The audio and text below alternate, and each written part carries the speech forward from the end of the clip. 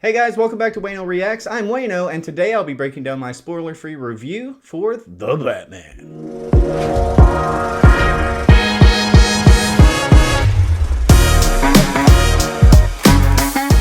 That's right guys, I went to go see The Batman yesterday, and man was it a ride. The theater I went to had so much promotional material for The Batman, it was crazy. I've never seen this many posters and standees and promotions in a theater for a single film before. If DC puts half of the effort into The Flash and Shazam and Aquaman and Black Adam that they are The Batman, they just might put themselves back on the map. That is, if those films are any good. So that's a big if. We'll have to wait and see. But for The Batman, I can say it's a great film. It's not without its flaws, which we're definitely going to get into. But man, like I said, it was a hell of a ride. Now, a few things I picked up for the film were, of course, you gotta get your snack on. Batman's Little Caesars pizza. I have mixed feelings about this pizza because that's a bat? That's supposed to be a bat? That's the best you got, Little Caesars? Man, it smells good, but I'm just saying, I don't think that looks like a bat at all. Why? Why couldn't they do better? It doesn't even have ears. I don't know. It tastes good though. That's all that matters, right? The next thing I got from the theater was this popcorn holder, right? It looks pretty good. Pretty solid. Just plastic. I don't know if it's worth 28 bucks. Apparently you put your popcorn in here. But it'll look cool on my shelf. So you want to drop 28 bucks on a popcorn holder that they don't even put popcorn in for you. They just give this to you and they give you your popcorn separate. Yeah, do it. It'll look cool on your shelf. Why not? The next thing I got was a free comic book. Boom. As you can see, this is the Long Halloween Part 1 special edition with a Batman cover.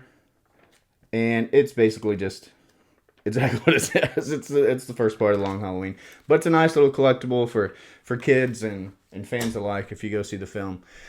Did you guys pick up any of this stuff whenever you went to go see the film? Let me know in the comments below when you go if you plan on grabbing any of this swag. Now on to my review. The fan event. Man, that thing started, the show time's at 7 o'clock, and I know everyone, you can expect 15 minutes of previews before every movie, right? I go to the movies very often, and that's always the case. I walked in this theater at 7:03, and the movie had already started. They are not playing around. There was not a single trailer before this, but I got in soon enough to feel like I didn't really miss too much. This film is heavy. Let me tell you, everything about it feels heavy. Batman's suit feels heavy, the mood is heavy, the tone is heavy. There's that word again, heavy. This is not a popcorn, Michael Bay, blockbuster, Spider-Man-esque film. This doesn't feel like Marvel. It doesn't feel like DC. It is its own thing. The horror and suspense in this film are off the charts. This is definitely unlike any other DC or Batman film. This film isn't your typical blockbuster, adrenaline junkie, superhero film.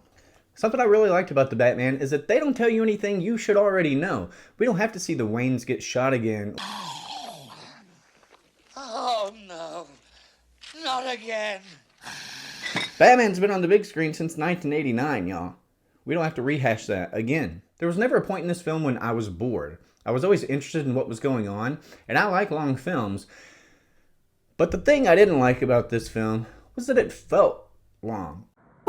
It's a 3-hour film. This is the third longest superhero film that we've had. You know, with the first obviously being Zack Snyder's Justice League, and then Avengers Endgame after that. So the Batman will really keep you in your seat a long time, but it's worth it.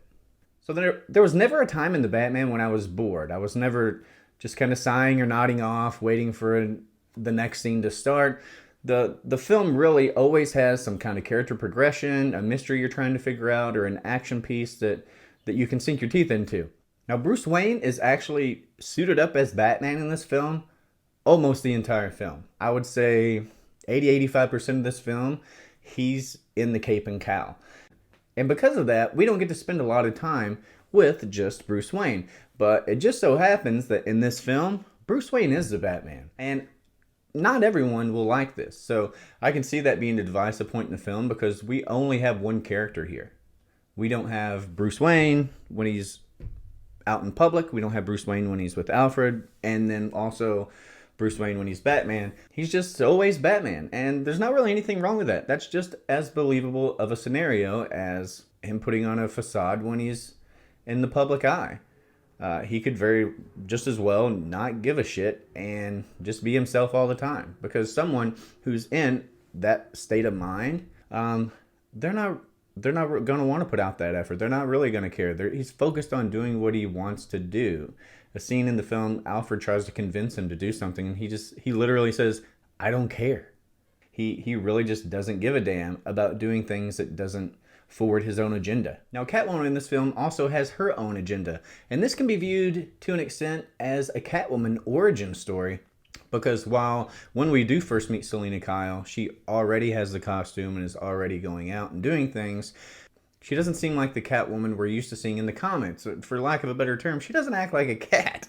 You know, cats are very independent, and they don't rely on other people, and they do whatever the hell they want. The Catwoman in this film seemed a little broken and needy and dependent. So it definitely wasn't the Catwoman we're used to seeing, but that doesn't make it bad. Like I said, this could be viewed as an origin story for Catwoman.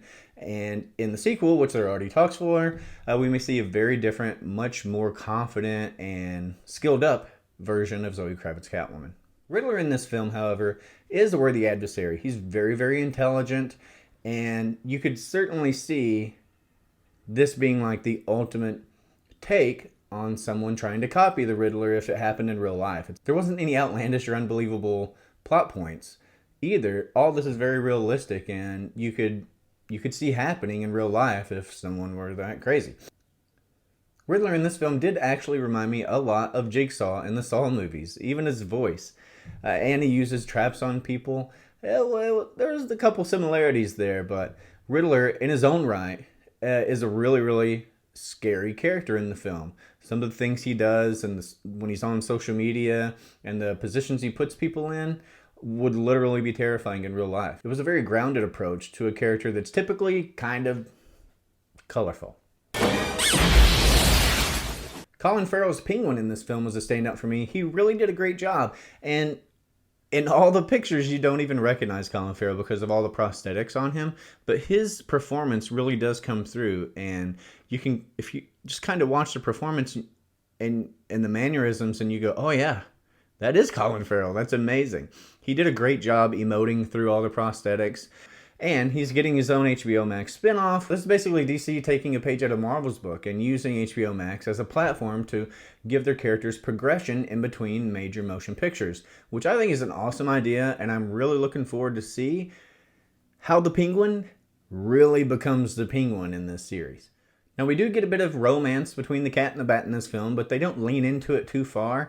I think they really did exactly the right amount. I didn't want this to be a lovey-dovey kind of situation between them. It almost feels like a forbidden romance in this film, which I think was perfect. And we get a huge reveal in the final scenes of the film, which is going to blow your mind. It will literally blow your mind. And it was such a treat, and it makes me so excited for where the franchise is going to go moving forward. And the Batman does also contain a post-credit scene, but this post-credit scene isn't your typical post-credit scene, and it's something we've seen before in trailers. So I'm going to go ahead and tell you, if you don't want to know, bounce out now, but I don't consider this a spoiler because I made a video about this a long time ago. The post-credit scene is just a quick look at a website URL, essentially. And it's a URL to a website that you can go and talk to the Riddler the way the Batman talks to the Riddler in the movie. Now on this website, if you answer the Riddler's riddles correctly, that was hard to say, then you're awarded a prize. And you can check out my video right here. I'll share the link to the video at the end of this video in the same spot if you want to know the answers to those riddles so that you can get your hands on that prize. All in all, guys, I can say The Batman was a lot of fun, even if it was just a little bit too long in my book. Maybe this should have been a series, a 6-part series rather than a 3-hour film. Nonetheless, I enjoyed the hell out of it. I will go see the Batman again, but I will also say the rewatchability of this film is kind of low for me. So I'll see it again, and then I don't know if I'll watch it again for a while. In comparison to other movies, I normally go to see in the theaters at least 3 or 4 times. Nonetheless, I think this is a very successful outing for DC. I think Robert Pattinson freaking killed it as Batman, and I cannot wait to see where this franchise goes moving forward. Guys, let me know once you've watched the film what you think about it in the comments below. Like this video if you'd enjoyed it, subscribe for more videos, and as always, I'll catch you back here for more reaction action.